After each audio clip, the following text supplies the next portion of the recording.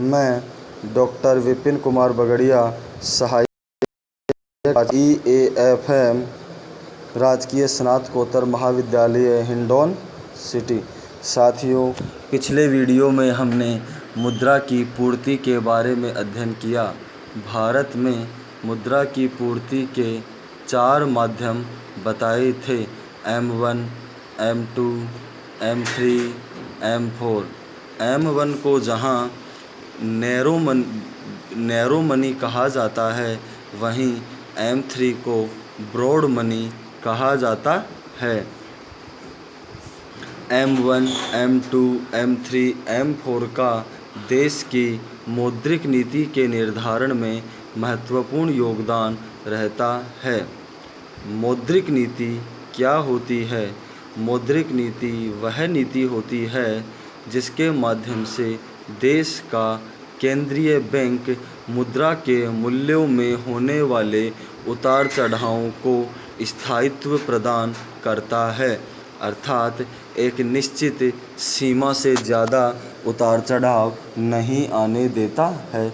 उसे मौद्रिक नीति कहते हैं।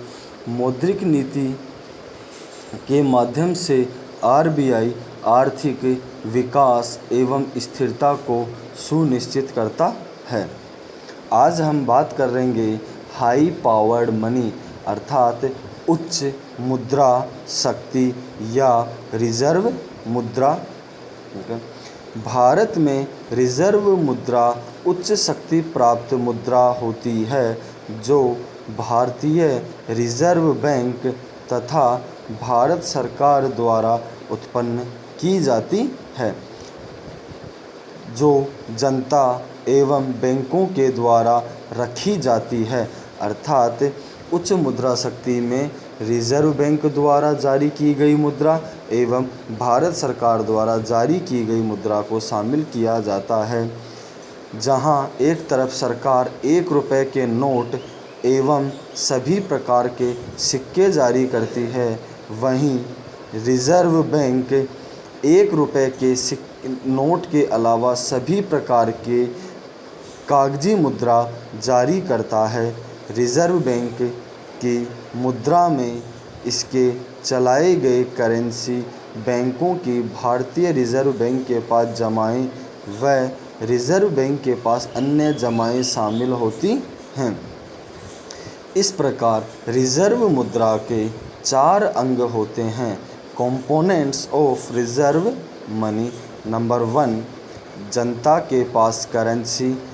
इसका अर्थ है कि आम जनता के पास लेन देन के लिए जो मुद्रा है वह करेंसी। नंबर 2, रिजर्व बैंक के पास अन्य जमाएं। नंबर 3, बैंकों के पास नगद राशियां।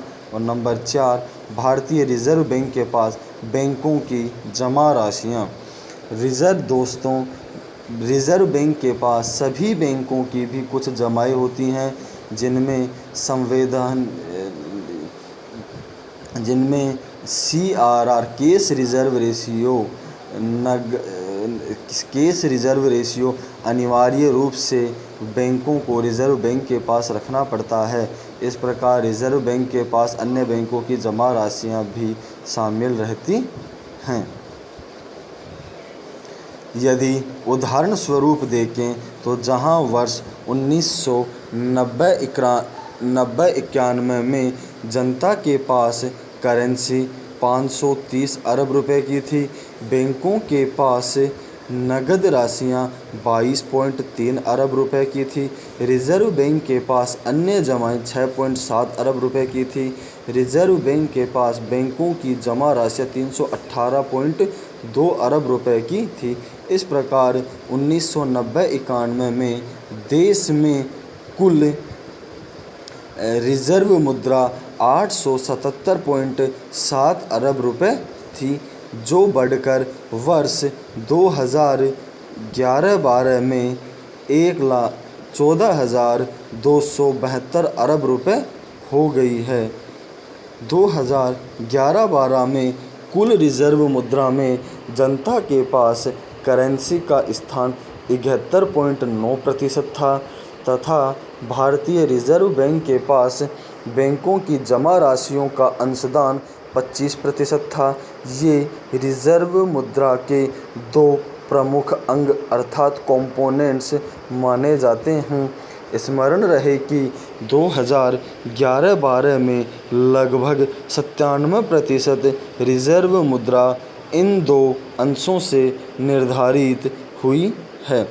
अर्थात रिजर्व मुद्रा में 4 अंग होते हैं और इन 4 अंगों में से जनता के पास उपलब्ध मुद्रा तथा भारतीय रिजर्व बैंक के पास बैंकों की जमा राशियां 2 महत्वपूर्ण हैं, जबकि बाकी 2 गौण अंग हैं। भारत में रिजर्व मुद्रा के स्रोत, source of reserve money in India, reserve मुद्रा के निम्न स्रोत होते हैं। रिजर्व बैंक द्वारा सरकार को शुद्ध उधार अर्थात रिजर्व बैंक के द्वारा केंद्र सरकार एवं राज्य सरकारों को अपने आय और व्यय में हुए असंतुलन को दूर करने के लिए भी उधारियां दी जाती हैं। नंबर 2, रिजर्व बैंक द्वारा व्यापारिक व सहकारी बैंकों को उधार अर्थात reserve bank commercial bank and cooperatives बैंकों को भी उधार देता है।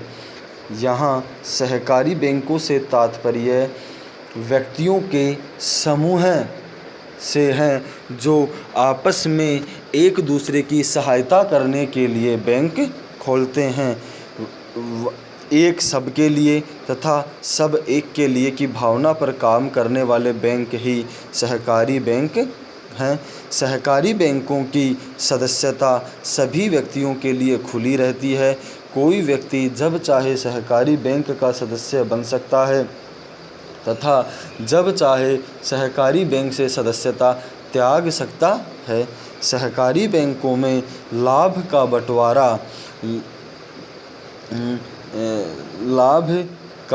बंटवारा लगाई गई पूंजी के आधार पर होता है।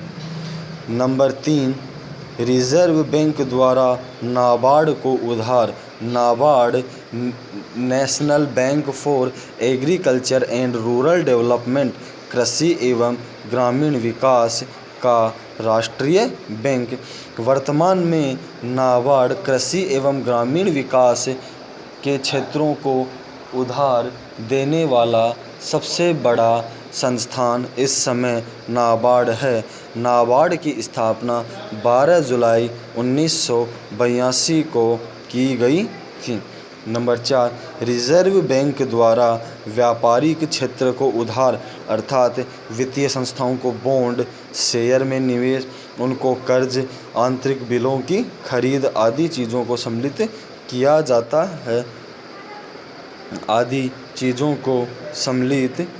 जाता है। नंबर 5, शुद्ध विदेशी विनिमय परिसंपत्तियाँ। नंबर 6, सरकार की जनता के प्रति करेंसी देयताएँ। सरकार 1 रुपये के नोट व सिक्के जारी करती है जिससे रिजर्व मुद्रा का विस्तार होता है। नंबर 7, रिजर्व बैंक की शुद्ध गैर मौद्रिक देयताएँ। रिजर्व बैंक की शुद्ध गैर मौद्रिक देयताएँ, इसमें भारतीय रिजर्व बैंक के स्वयं के कोष जैसे पूंजी प्लस रिजर्व प्लस राष्ट्रीय योग में इसके अंशदान की राशियां तथा जनता की अनिवार्य जमा राशियां शामिल होती हैं। रिजर्व मुद्रा बराबर नंबर 1, 2, 3, 4, 5, 6, 7 अर्थात इन सब को जोड़ के 1 से 6 तक की मदों को जोड़ के और 7वीं मद को घटाने पे जो परिणाम प्राप्त होता है वह रिजर्व मुद्रा कहलाती है। भारतीय रिजर्व बैंक की शुद्ध गैर मौद्रिक देयताओं को इसलिए घटाया जाता है कि इनकी मात्रा के अधिक होने पर रिजर्व बैंक को नई रिजर्व मुद्रा के सृजन पर कम मात्रा में निर्भर करना पड़ता है।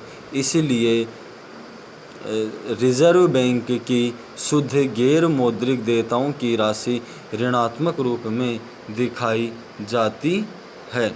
रिजर्व बैंक के अनुसार जहां वर्ष 1990-91 में रिजर्व मुद्रा 877 अरब रुपए थी, वहीं 2011-12 में भारत की रिजर्व मुद्रा बढ़कर 14,272 अरब रुपए हो गई है। बहुधा रिजर्व मुद्रा का बड़ा स्रोत रिजर्व बैंक के द्वारा सरकार को दी जाने वाली शुद्ध उधार की राशि होती है। 2011-12 में यह 5,296 अरब रुपए थी, लेकिन 2011-12 में आरबीआई के पास शुद्ध विदेशी विनिमय परिसंपत्तियों की राशि रिजर्व मनी का लगभग 103% रही। अतः 2011-12 में रिजर्व मुद्रा के सृजन में शुद्ध विदेशी विनिमय परिसंपत्तियों का योगदान प्रमुख रहा। 1990-91 में रिजर्व मुद्रा में सर्वाधिक योगदान रिजर्व बैंक द्वारा सरकार को दी जाने वाली शुद्ध उधार का था, जो 101% था। हमने रिजर्व मुद्रा का विवेचन दो प्रकार से किया। पहला इसके अंग अर्थात कंपोनेंट्स के अनुसार, दूसरा इसके उत्पन्न होने के विभिन्न स्रोत अर्थात सोर्स के अनुसार। दोनों के परिणाम एक से ही होते हैं। धन्यवाद साथियों।